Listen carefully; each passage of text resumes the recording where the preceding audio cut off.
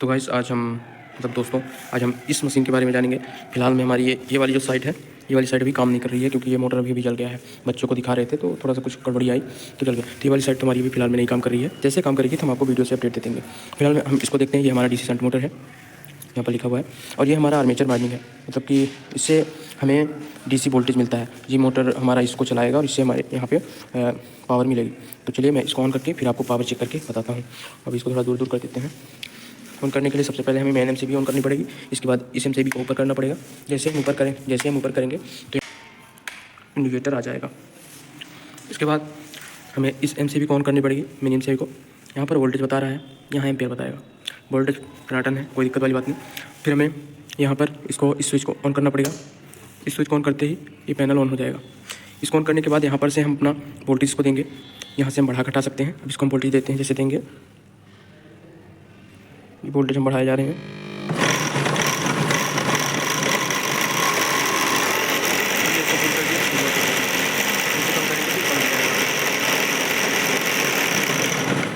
जैसे कम करते हैं तो ये कम हो जाता है। यहाँ पर अब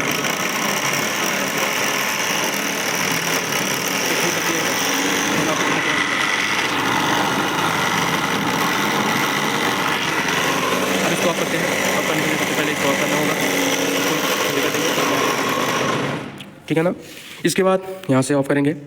इसके बाद एमसीबी ऑफ करेंगे। एमसीबी ऑफ करने के बाद हमें मेन स्विच से ऑफ कर देना होगा।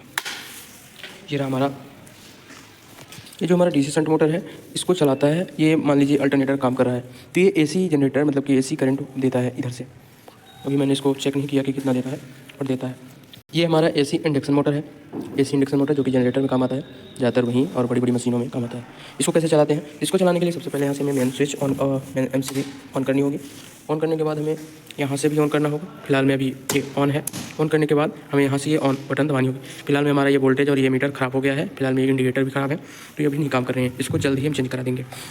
यहाँ से हम जब ऑन करेंगे तो ये हमारा मोटर जो है तो काम करने लगेगा। फिलहाल में अभी थोड़ा सा जाम बता रहा है।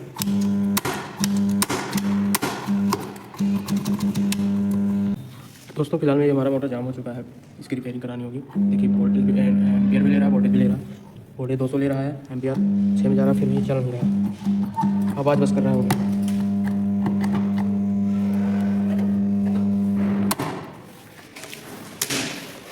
रिपेयरिंग करानी पड़ेगी। इसके बाद ये आ गया हमारा ये बोर्ड। इसको भी कंट्रोल पैनल के नाम से जाना जाता है। यहाँ पर इसके साइज सीरीज दिए हुए हैं।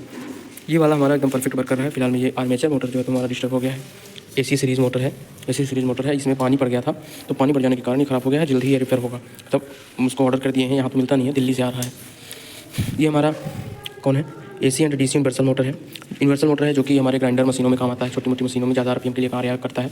और ये हमारा एसी है, ये हमारा, ये भी ज़्यादा से ज़्यादा आरपीएम के लिए जाना जाता है, और ये भी ज़्यादा से ज़्यादा आरपीएम के लिए जाना जाता है। इसका आरपीएम देखिए 3500 आरपीएम है इसका। इसके बाद इसको ऑन कैसे करते हैं? सबसे पहले यहाँ से हम एमसीबी ऑन कर लेंगे। एमसीबी ऑन करते हैं, यहाँ इंडिकेटर दिखाई देगा। इसके बाद हम इस मोटर को ऑन करेंगे। यहाँ से इसको एमसीबी को ऑन कर लेना है। ऑन करने के बाद हमें यहाँ पर वोल्टेज बताएगा। इसके बाद ये बटन प्रेस करनी है। ये नहीं ऑन हो रहा क्योंकि ये जो स्विच है और ये जो एमसीबी है वो इस मोटर की है। ये मोटर जो है तो ख़राब हो चुका है। अब इसको ऑन करते हैं।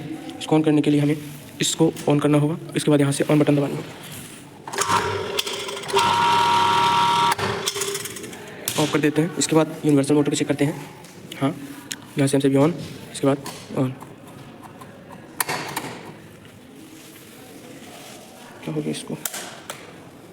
अच्छा, ये यहाँ पर ऑन नहीं किया।